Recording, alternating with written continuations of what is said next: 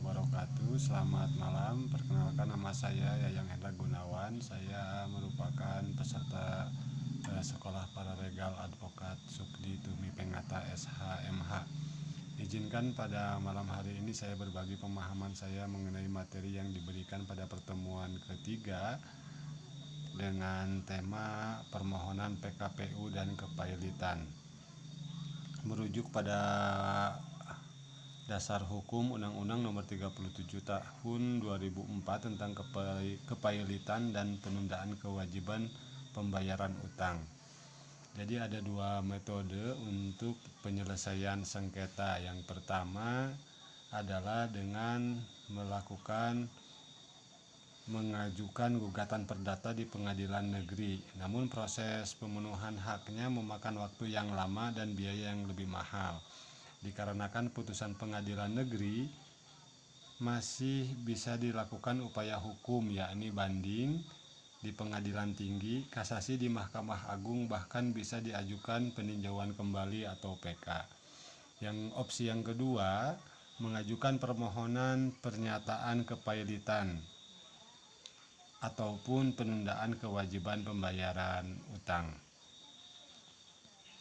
Kelebihan dari lembaga kepailitan dan PKPU adalah memberikan kesempatan kepada kreditor dan debitur untuk mengupayakan penyelesaian secara cepat, terbuka, dan efektif yang adil, transparan dengan tata pengaturan waktu yang sangat ketat.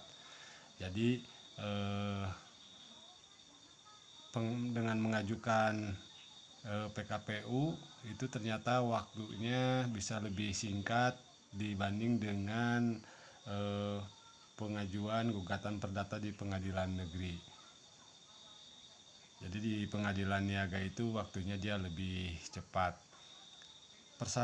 Adapun untuk mengajukan persyaratan PKPU sama dengan persyaratan mengajukan permohonan pernyataan kepailitan, yaitu harus bisa dibuktikan ada minimal 2 kreditur dan salah satunya telah jatuh tempo dan dapat ditagih.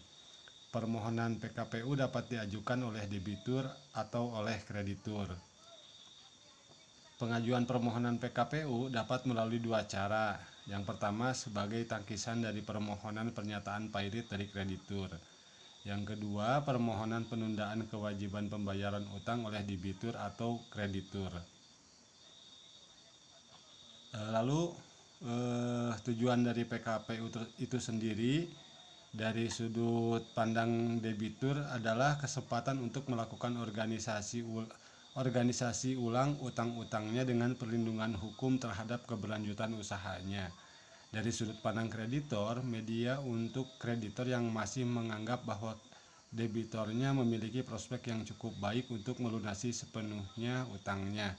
Sehingga dalam menentukan strategi penanganan perkara piutang macet, apakah dengan mengajukan permohonan PKPU ataupun permohonan pernyataan pailit di pengadilan niaga ini juga tergantung kondisi debitur itu sendiri. Jika memang kreditur ataupun debitur masih menganggap bahwa debitur memiliki prospek yang cukup baik terhadap usahanya dan dianggap mampu untuk melakukan penataan ulang utang-utangnya, maka bisa diajukan PKPU terlebih dahulu. Lalu siapa saja yang dapat mengajukan mengajukan PKPU dan kepailitan?